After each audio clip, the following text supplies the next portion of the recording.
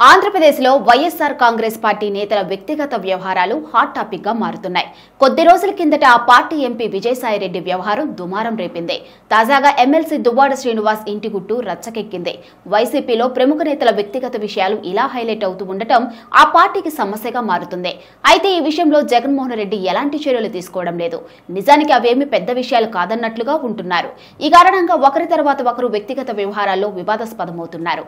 పైగా వారి గురించి తెలిసే జగన్ ప్రోత్సహించారని, ఇప్పుడు బయటపడ్డాయని ఆయన ఎందుకు పట్టించుకుంటారన్న ప్రశ్నలు వినిపిస్తున్నాయి. వైఎస్ జగన్ అత్యంత ఎక్కువగా అభిమానించిన నేతల్లో దువ్వాడ శ్రీనివాస్ ఒకరు. ఆయనకి ఎమ్మెల్సీ పదవి ఇవ్వడమే కాదు, వైసీపీ అధికారంలో ఉన్నప్పుడు శ్రీకాకుళం జిల్లాలో ఆయన మాటే ఎక్కువగా చెల్లుబాటు అయ్యేది. టీడీపీ సీనియర్ నేత అచ్చెన్నాయుడు టార్గెట్ చేయడంలో దువ్వాడ శ్రీనివాస్ ది ప్రత్యేక శైలి. అది జగన్మోహన్ రెడ్డి మెప్పించిందని చెబుతారు.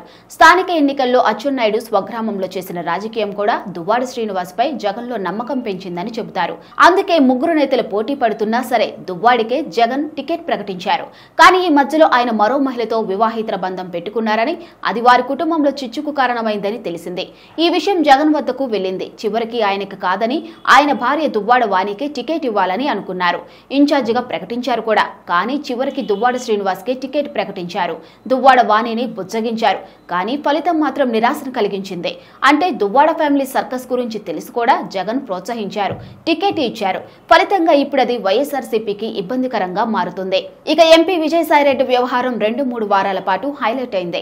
ఆయనపై నేరుగా ఓ దేవాదాయ శాఖ ఉద్యోగిని భర్తనే ఆరోపణలు చేశారు.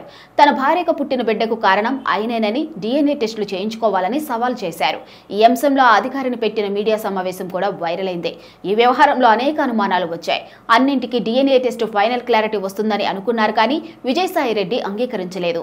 అయితే ఆ అధికారిని భర్త మాత్రం అదే డిమాండ్ చేస్తున్నారు. చివరికి విజయసాయిరెడ్డి సోషల్ మీడియా ద్వారా ఓ వివరణ ఇచ్చారు. ఆ అధికారికి చేసిన అన్ని రకాల సాయాలు కూతురుగానే భావించి చేశానని, తాను వారింటికి వెళ్లి బిడ్డను ఆశీర్వదించానని, తాను ఇంటికి వస్తే బట్టలు పెట్టానని చెప్పారు. అంతే తప్ప మరేమీ లేదన్నారు. కానీ వైసీపీకి జరగవలసిన డ్యామేజ్ జరిగిపోయింది.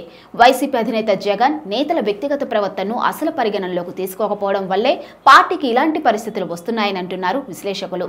అంబటి రాంబాబు ఆడియో టేపులు బయటపడి పెద్ద దుమారం రేగిన తరువాత కూడా ఆయనకు మంత్రి పదవి ఇచ్చారు. దువ్వాడ శ్రీనివాస్ గురించి మొత్తం తెలిసిన తరువాత కూడా ప్రోత్సహించారు. ఇంకా బయటపడిన అనేక మంది లీడర్ల వ్యవహారాల గురించి జగన్ కు పూర్తిగా తెలుసని, అయితే ఆ లీడర్ల వ్యక్తిగత ప్రవర్తన కారణంగా పార్టీకి దూరం చేసుకోలేమని ఆయన పట్టించుకోవడం లేదని అంటున్నారు. కానీ వారే పార్టీకి పెద్ద సమస్యగా మారుతున్నారని క్యాడర్ అసంతృప్తికి గురవుతున్నారు.